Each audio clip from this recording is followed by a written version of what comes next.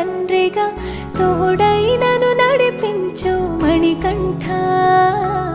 కష్టాలే తరిమినా కన్నీరే ముంచిన నీవే నాకు దిక్కు కదా అయ్యప్ప.